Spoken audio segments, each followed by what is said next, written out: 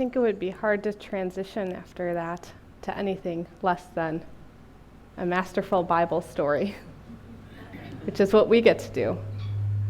So, my name is Linda Stolfus, and I'm not a pastor or a theologian. I'm an occasional guest speaker on Sunday mornings, but I'm mostly a mom, and then I work 2 days a week as a psychotherapist.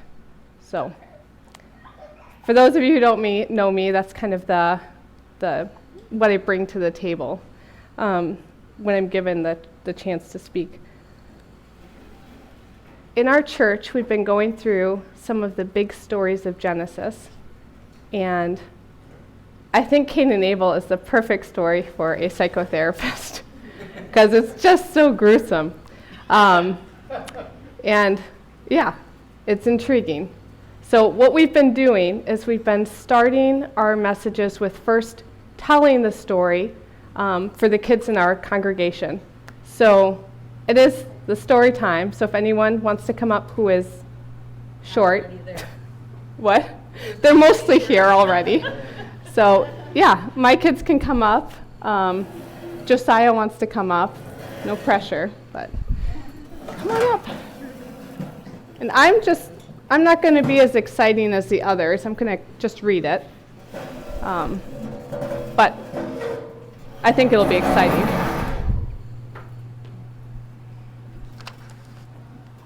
You guys ready? Do you want me to come closer? Okay. I feel a little on the spot doing it with my own kids. It's always the hardest. That's right. You want to sit down? This is what happens every day in this woman's house. Yeah, this is what we do every day. Just sit around. You can sit wherever you like, Irene. All right. The story of Cain and Abel. Who were these people? Were they cousins? Were they brothers? Are you guys brothers? Yeah. Yeah. All right. All right. Now, Adam. No sister. You have a sister. No dad. Oh, yeah, that's right. That's right. They don't have a sister. They have a sister eventually, though. You have a sister. All right. Now, Adam knew Eve, his wife, and she conceived and bore Cain and said, I have acquired a man from the Lord. Then she bore again, this time his brother Abel. That's right. It sounds like he says evil. Does sound like. Abel. Now Abel was a keeper of sheep, but Cain was a tiller of the ground. And in the process of time, it came to pass that Cain brought an offering of the fruit of the ground to the Lord. Abel also brought the firstborn of his flock and of their fat. And the Lord respected Abel and his offering, but he did not respect Cain and his offering. And Cain was very angry, No, Cain. and his countenance fell. So the Lord said to Cain, Why are you angry? Why has your countenance fallen? If you do well, will you not be accepted? And if you do not do well, sin lies at the door, and its desire is for you, but you should rule over it. Now Cain talked with Abel his brother, and it came to pass, when they were in the field, that Cain rose up against Abel his brother and killed him. That's not good, Cain. I'll kill you. Yeah, that's not good. Then the Lord said to Cain, can you guys hear me if I let go of this? Okay, good. Okay. Then the Lord said to Cain, where is Abel your brother? He said, I do not know. Am I my brother's keeper? And he said, what have you done? The voice of your brother's blood cries out to me from the ground. So now you are cursed from the earth, which has opened its mouth to receive your brother's blood. from your hand. When you till the ground, it shall no longer yield its strength to you. A fugitive and a vagabond you shall be on the earth.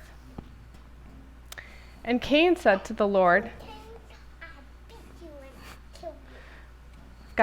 you're probably not hearing it, but I got a very aggressive responder here in front.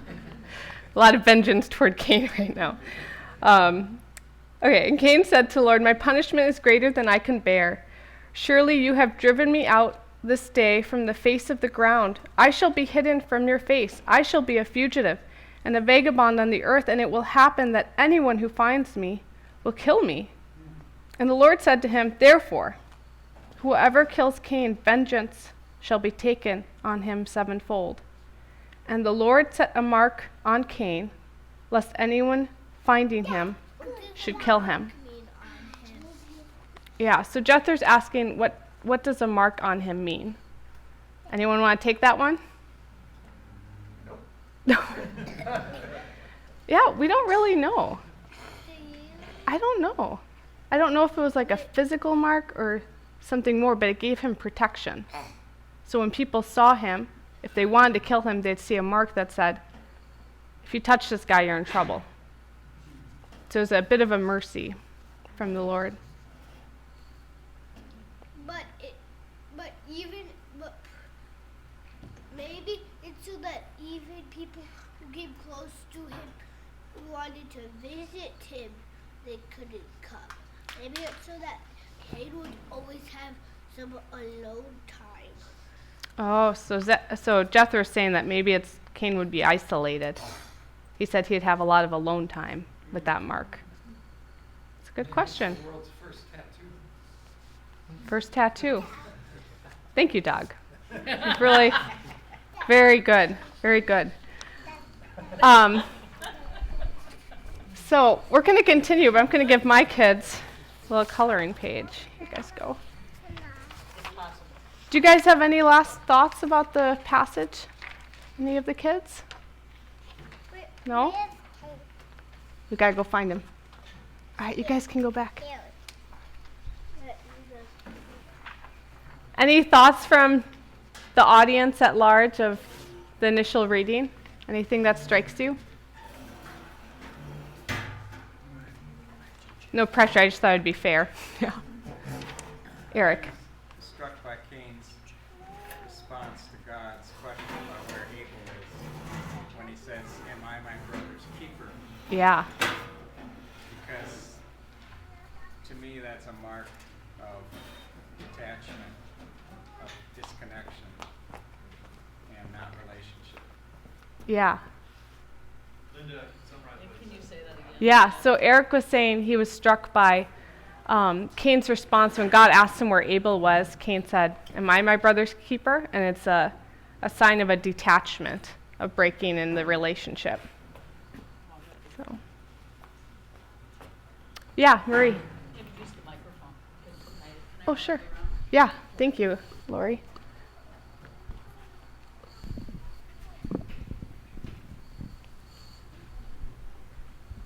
It's just interesting that there's like killing, there's murder in this story, or there's like, oh, well, I killed him and maybe somebody will kill me. And it's like, why did it go from these, things that they were offering God to now it becomes about murder? How did it get that drastic, I guess? Yeah. There's a real escalation in the plot.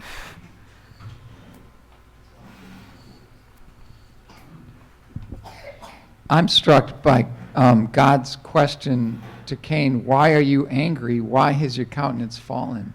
It seems to me that if God had did not respect me and did not respect my offering, that my countenance would be fallen as well.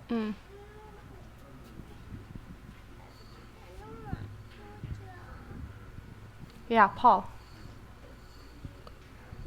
Yeah, I'm thinking that Cain and Abel must have known that they wanted an animal sacrifice or blood sacrifice from the beginning, because that's when God clothed Adam and Eve. It was an animal sacrifice.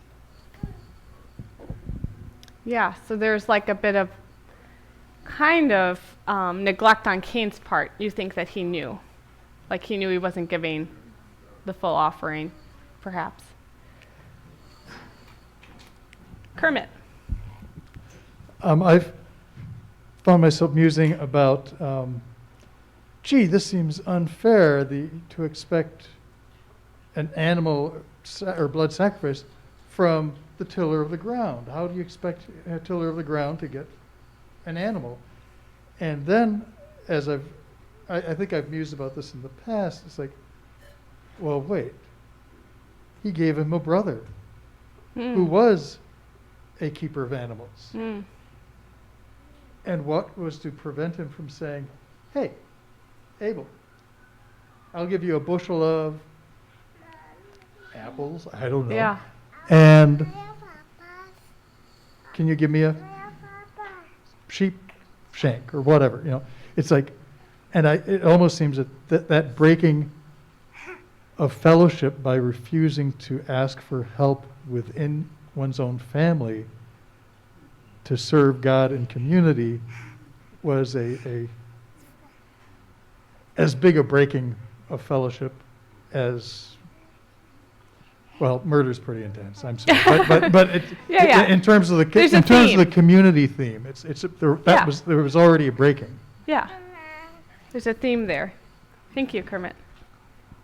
And I'll kind of go from what Kermit said. Do you want? Oh, yeah. Go, Babette. Sorry, I didn't see you. Yeah.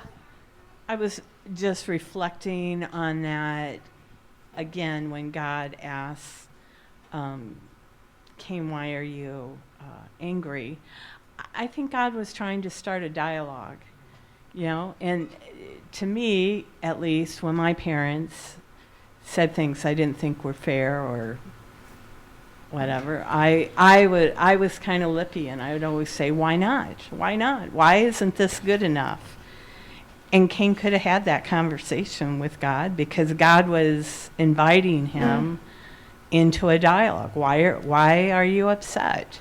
Yeah. If it were me, of course, my parents never asked me why I was upset, but if they had, I would have told them why I was upset. Yeah. Gonna take that as a free parenting tip for myself. All right. Yeah, I like, okay, something, Babette, what you said about a dialogue strikes me as kind of the very nature of these biblical stories. They're kind of like, in my head, I kind of think of stories in like 3 large categories. This is not a literary scholar's take on this. This is just Linda's musings. There's like good stories that kind of like wrap you up in their plot. They're like well written, you know, any John Steinbeck or Tolstoy, just something that's entertaining. You don't have to work hard, but it's deep. And then there's like kind of these like overt allegories, you know, like Animal Farm. Trying to think of Pilgrim's Progress. You know, it's kind of obvious what comparisons are being made. And those are like useful. I personally don't find them very artistic. You know, they don't grab me. They're kind of like a work to get through. And then there's these like ancient stories, the Genesis stories, Jesus's parables. You could probably throw in mythology and legends. They're like kind of awful stories a lot of times. They're difficult to read. Like Cain and Abel, is it a pleasure to read this story? It's kind of not, you know, it's kind of dark and unpleasant. But it's also a bit enchanting, I would say. You know, there's not an overt lesson, but there's something that keeps us rereading them. You know, I read Snow White to my kids like probably every other day, maybe a couple times a day, and I never get tired of it. And it's not actually that pleasant of a story. You know, it's kind of redundant, but there's like something in it that calls to me, and I think to humans, because we keep reading it to our kids. And it's the same with these biblical narratives. There's something in the story of Cain and Abel that's not exactly a lesson, but you know there's something in it for you if you can get past the offensiveness of it. There's something in it if you draw close. And I think it's kind of like God dialoguing with us. He's trying to, in these stories, pull us in deeper to find the hidden life that these stories have for us. So that's kind of the feeling I had when I was reading through the story and preparing it. And I think it's the feeling we probably all have with these stories, because we, as humans, not even as Christians, all humans really value these biblical narratives. They show up in other stories and people's writings and psychology.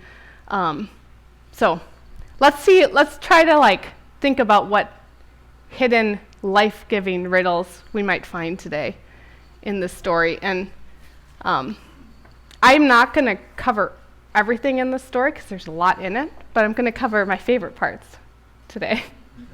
So one of my first favorite parts in the story is in verse 4, the whole bit with the offering. Thanks, Lori. When I read this story first to my kids, Jethro, kind of like Kermit, first thing he said was, God's really unfair, And I was at first wanting to correct him, God's never unfair. But I was no, it does feel like God's unfair. This is kind of a perplexing, ambiguous move on God's part. But then I thought, yeah, that's kind of like life. Life's kind of unfair. You can work really hard at something and it comes to nothing. Or you feel like you're following a path God's been having you walk along, and yet there's no fruit. I think that's just raise your hand if you've ever felt that's unfair. Life or God, something's unfair about my life. Okay, yeah. So we can all really draw close to Cain, I think, in this feeling. He's not without reason to be upset. So that part I like. That part draws me in. I'm there's something here for me, even if it's so ancient. I've never personally sacrificed anything on an altar, physically. But I get where Cain's coming from. And then the other part that draws me in is in verse 7. When Cain's upset that his offering has been rejected, God starts chatting with him about it. And he encourages him. First he meets him in his feeling, and then he encourages him that there's a way through this. There is a way you can thread this needle of what happened to you that will create something out of this for you. And when I read this, I thought of Matthew 7, verse 13 about, and it's on, I gave you guys these handouts, and I put some of these verses that I'm referencing on them for you, about the narrow gate. It said in Matthew 7:13, Jesus says, "Enter by the narrow gate, for wide is the gate and broad is the way that leads to destruction, and there are many who go in by it.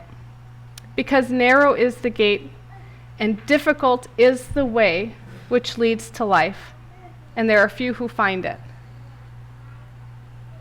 I have a distinct memory of being at a Christian conference in college, and they were talking about this passage and really kind of calling the people at the conference to consider that our life with following Jesus is narrow. There are things we have to hold in tension.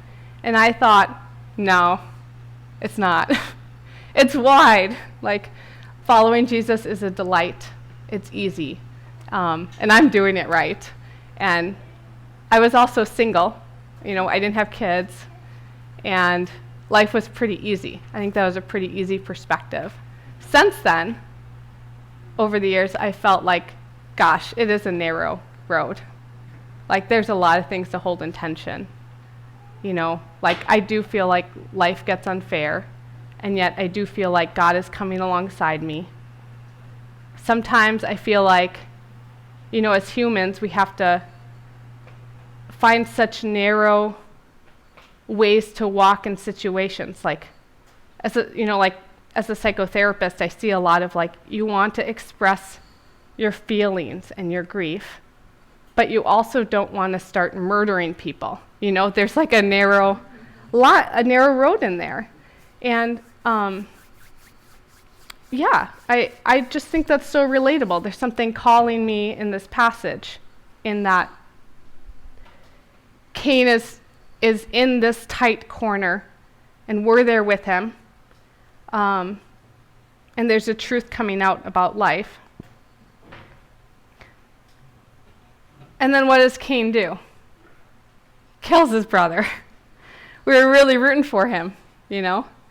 I suspect, though, if he had done what God asked, we wouldn't really read the story over and over again. I don't know. Maybe that's a dark thought about it. But now, why do you think he chose this? Why do you think God's given him some really good tips here? What in him came out? Any ideas or thoughts?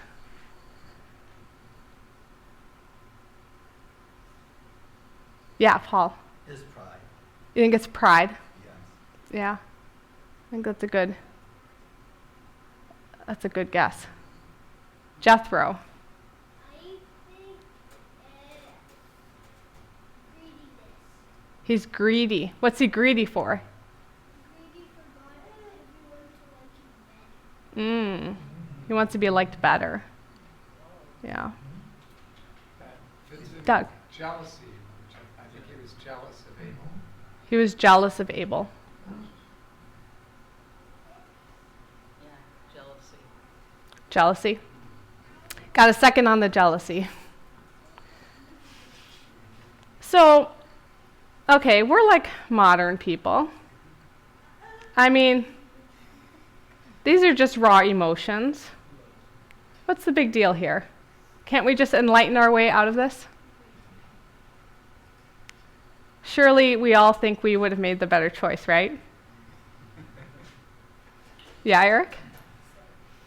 I'm struck by what God says to Cain. Where I'm struck by what God says to Cain.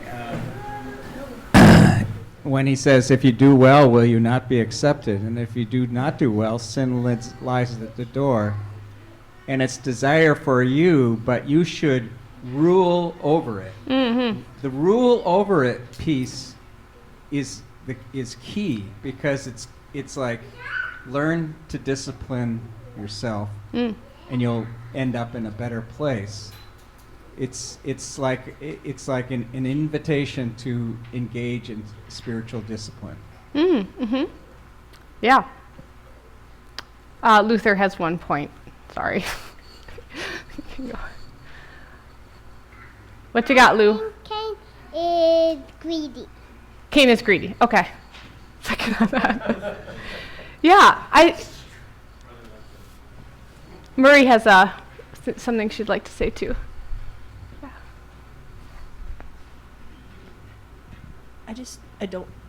I don't really understand what Cain thought this would solve. Like, it seemed like he was, I mean, Abel was there too, and God respected Abel's, and he didn't respect Cain's, but really, Cain was upset at God. So he went and killed his brother. Like, I don't understand how he thought that was going to solve it, or like what that was going to make better. Yeah. Yeah, exactly. Yeah. So this brings us to some really good reflections. Maybe a way to solve these sort of problems we're thinking through is what is Abel? Who is Abel to Cain? I would think maybe Abel would be perfection. He brought the right sacrifice. He was the one accepted by God. So what is Cain doing by killing perfection? Maybe he's taking perfection off the table so he doesn't have to face rejection again. And did it work? Do we no longer have to deal with striving for an ideal, striving for a right way? Did Cain solve that problem for us? No? Do you guys feel the call of the right way at times in your life? Yeah, there's something that calls us.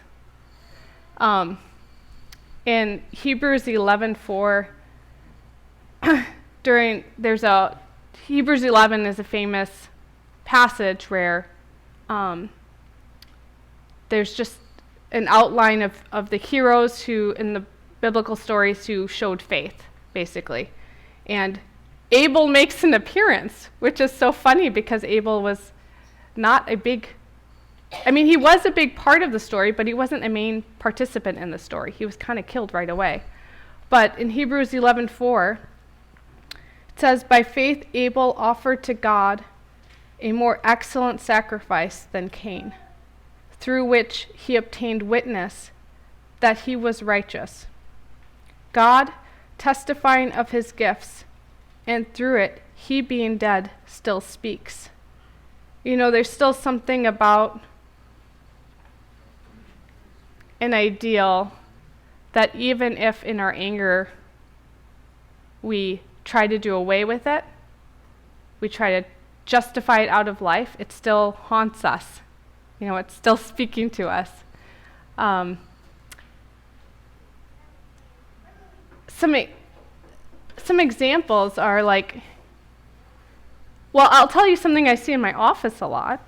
In my office, I work with kids and adults, and I get a lot of kids from split homes, from divorced homes, and they have, even if they never knew their parents together, let's say when the kids were very young, a couple months old, their parents split, there's something about the ideal of having their parents together that haunts them. They feel compelled to talk about it. They'll usually start with, "My life's great, grades are good, and yeah, my parents are split, but I'm used to that." And then session 6 in, they're like, "It's actually really hard that my parents are split, and these are all the reasons, and this is how it's affecting me." And there's something in them that knows that there was a harmony that was broken, and they would love to taste some of that harmony.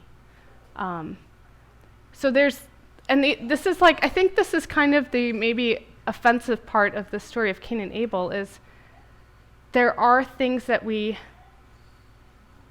don't get right in life, and they still haunt us. And what are we to do with it? Are we to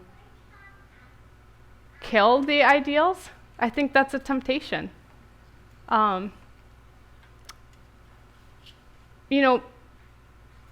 Me and Zach have a lot of friends who got married around the same time as we did, and then for various reasons they've left the faith, and then they've split up. And kind of a message we've heard from them as we've been friends is just faith. What a terrible thing faith is. I'm going to kill faith. I don't think it should exist. I think, God wasn't really helping me. So I'm kind of against religion. Religion triggers me, Or marriage, the institution of marriage, is also triggering, also shouldn't exist. There's a real emotion there. There's a real death to a whole idea of something, and it's a way of coping with a loss, a sadness, a disappointment. And so I think that is such a relatable part of Cain's story. If we can't have the right offering, if we can't have everything, then maybe some of these things we long for should just go away. And what does that do for us? Does that bring us peace? It seems like for a lot of people it doesn't result in peace, because the ideal, the life-giving way of living as humans in the world still exists, and we still live in the world with it. It's still speaking to us.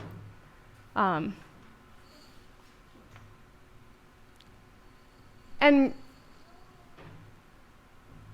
I just kind of wonder what, like Cain, what we need in these moments to help us thread that needle, to be upset, to be angry, to have grief in our life, because, yeah, trouble exists and comes for us, but not to do away with the things that would offer us life. When God comes to us and speaks to us, what would it take for us to listen to him? Yeah, Paul. Yes, and I'm thinking when you read the verse Yeah. Abel, and he's dead but still speaks, but it's actually his blood that it's actually his blood from the ground that is speaking and witnessing, and I would relate that to Christ's blood for us on the cross as our ultimate sacrifice. Ooh, that's really good, Paul. Yeah. A lot of these stories image Jesus in some way, remind us of his sacrifice. Tom, do you want to say something?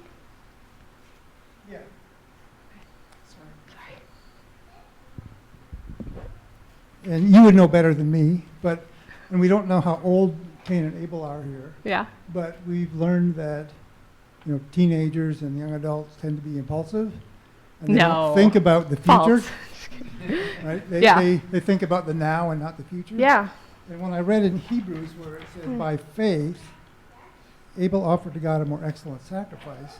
I mean, the faith is that if I do this thing, that there will be some benefit somewhere in the future, because there's no obvious, immediate benefit to an offering or a sacrifice. Yeah. And so part of the sin is saying, I care about the now Yeah. and not the later. Yeah. And faith requires us to think about the later. Yeah, I think that's also a good way of thinking about sacrifices in general in the Bible, because sometimes they seem so archaic and primitive, but it's like, oh, we make sacrifices in our life to better our future, and that's kind of what they were doing with God. Yeah, it's a great way to bring it home. And it's interesting how God talked to Cain and said he rejected him and his offering, in those words, and then he talked to him and he said, "Why are you sad?" Because, he's asking him, "What is your heart?" I hear that in that, like, what is your heart? You could have brought me your sacrifice, but maybe it was your heart, really, in the way that you brought that sacrifice. And maybe this is what you're saying. But that was interesting to me. Like, why did he have to be jealous of Cain and have to do that type of sacrifice? Why couldn't he just bring what he had? Mm-hmm. Yeah. And I had never noticed this before, but probably as a psychotherapist you did, but it says in verse 8 that Cain talked with Abel, and it's after that conversation that he killed him. Yeah. So it'd be interesting to know how that conversation went. Yeah.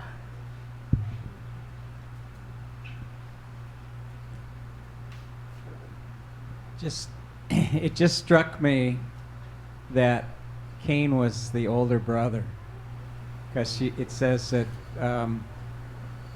Eve bore Cain and then bore again. And there's parallels between that story and the prodigal son, the younger son and the older son, as well as others, older and younger sons in the Old Testament that I can think of. So there's a pattern in Scripture having to do with older son feeling dutiful and jealous of the younger son who's disrespectful. Or, I mean, there's a dynamic here which kind of jumps out at me all of a sudden in reading this. Yeah. Yeah, there's kind of endless puzzles here to work out. And they're all very useful, I would say. That, just that dynamic would be interesting to explore. I guess what I want to offer today for us is a bit of a picture. This story, it's simple in its elements. It's easy to draw up in our mind so that we could have some sort of medicine for when we feel life has become incredibly unfair or we've become incredibly discouraged and we might feel like murdering something. I'm not talking about physically murdering something, but murdering something in us. Murdering something that would give us life, that would show us the narrow way through the trouble. And I think something that could help us would be to just draw the story up and consider it. Stories are easy to remember, and maybe this would help us dialogue with God in those moments of frustration and consider, what would it be like to grieve and be sad, but try to still not make my world a more difficult place, but find some way to get life out of this situation. So that's kind of I think the enchanting part of the story. It's kind of about death, it's about being kicked out, but there's also something in here for us to take and then let it fester and grow in a good way. Not fester, take root. And help us grow in our resolves, in our wisdom, in the very tricky puzzles life gives us. Any final thoughts from anyone? I wanted to make sure we had time to discuss it in tables, so you could share just from your life or how it's striking you personally with the people around you. But any last burning observations? Yeah, Penny.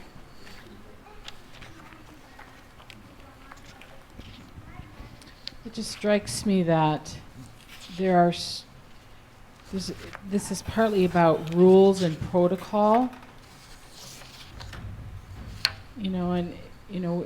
We're wondering truly, like, why, Lord, didn't you like Cain's? And we're making guesses, but we don't really know. It's just like it makes me a little afraid, I just have to say. Are there all these rules that I don't know about that I'm not doing right? What is it to give a sacrifice anyway? What's a good way and what's a bad way? It just feels a little, makes me feel uncertain.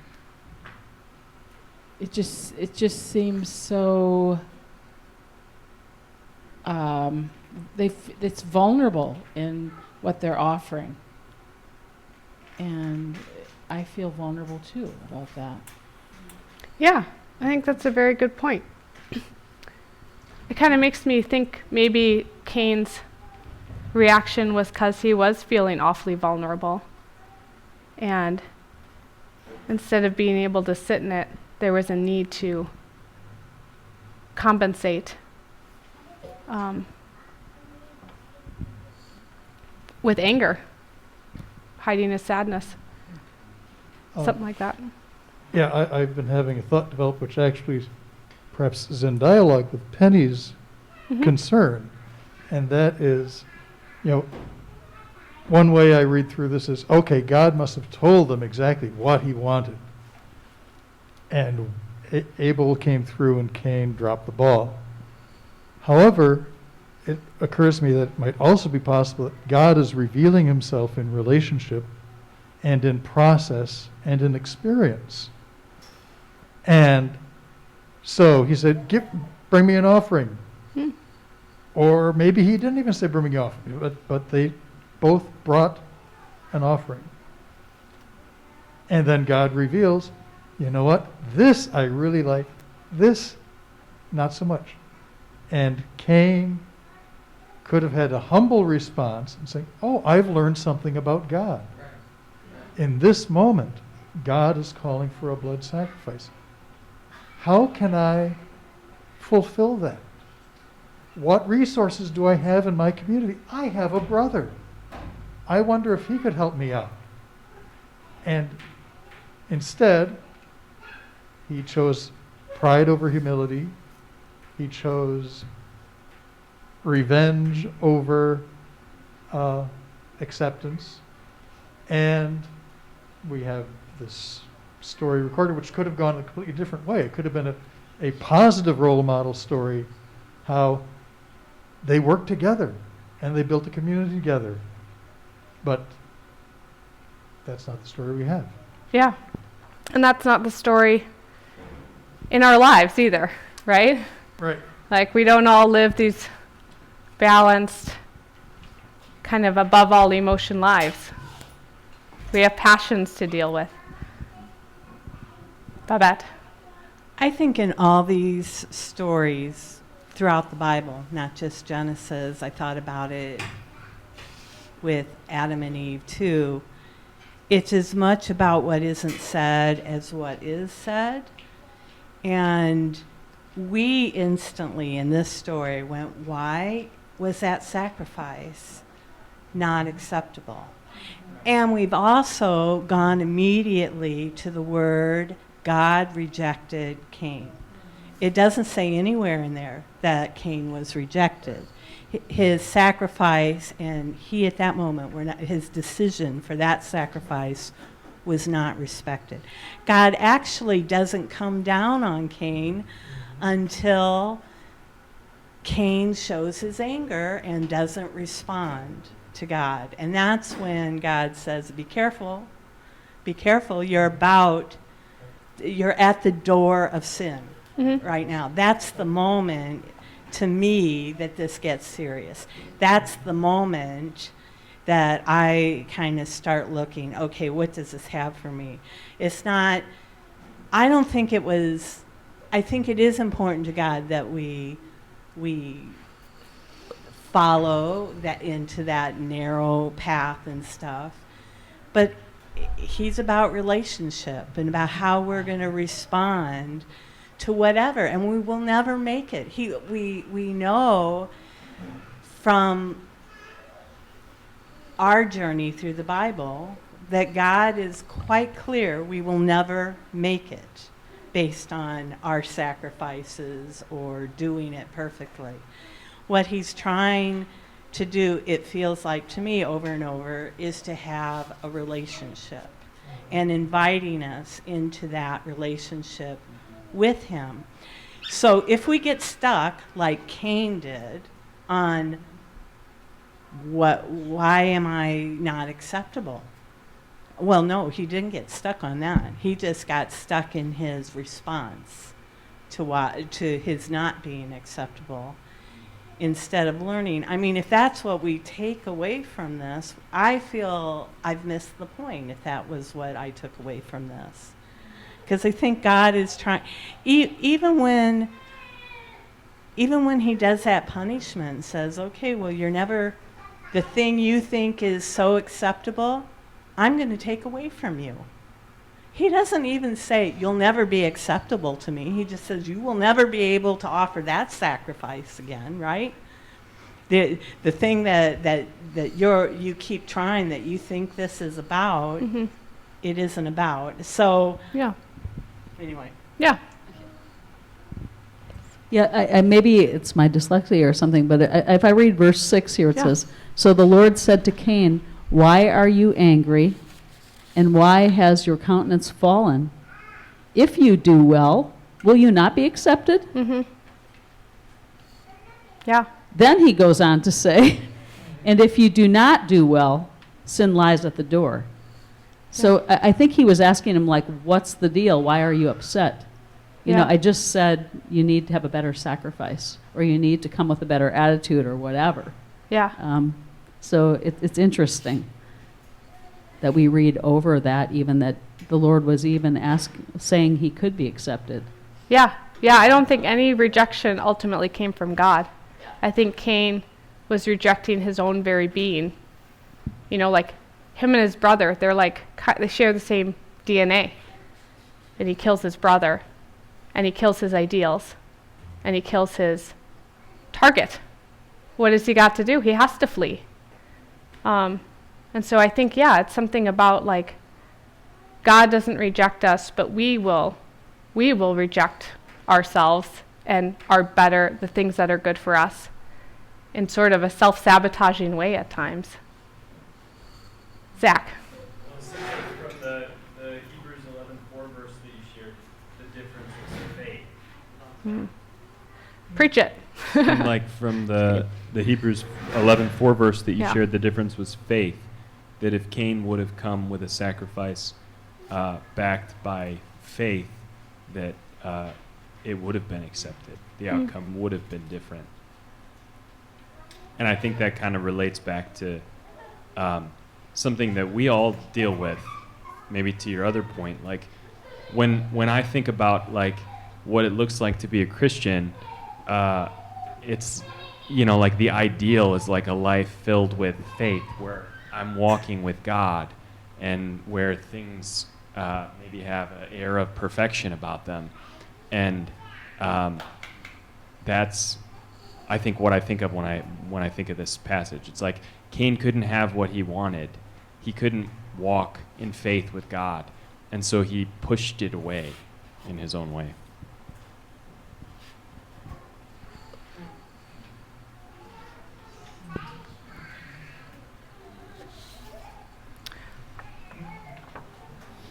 Well, I want one more thing, and then we're gonna wrap it up. That's okay. It's good. I love the discussion. Something I have been thinking about as everyone's speaking is we're kind of talking about like individual choices that are made, like Cain's individual choice, Abel's individual choice, but like that Adam and Eve are still in this story. Like we don't, like, I assume they're still alive in this, like, and they're a family. Like, what are we not knowing or understanding from the story of like what are Adam and Eve's part in it? Because they knew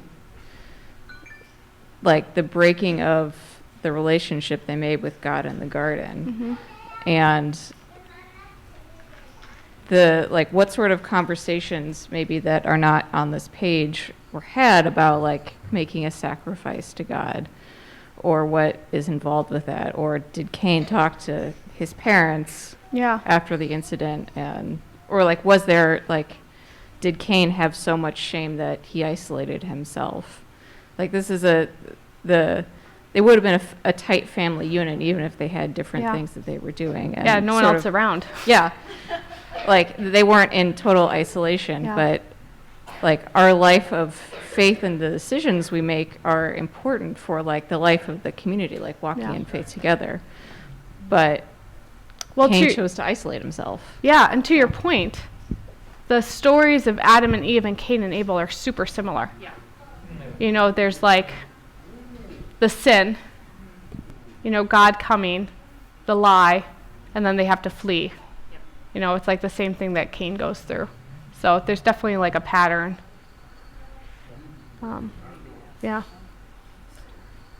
Well, I'm going to wrap us up.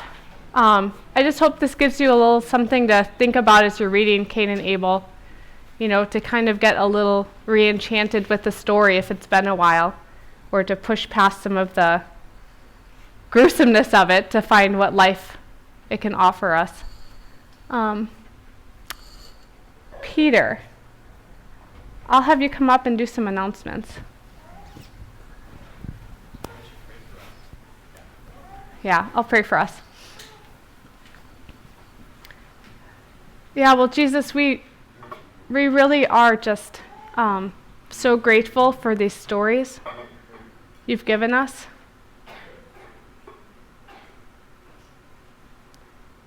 Yeah, there's something about the way, well, we know that you knit us together, and then you offered us this perfect map for our souls in your word. And so, God, I ask that you would just awaken us, Lord, that you would give us the eyes to see and the ears to hear from you, God. Yeah, that we would value your wisdom, and that you would just excite our hearts to be following you in this life, trusting you in this life. Yeah, in your name we pray. Amen.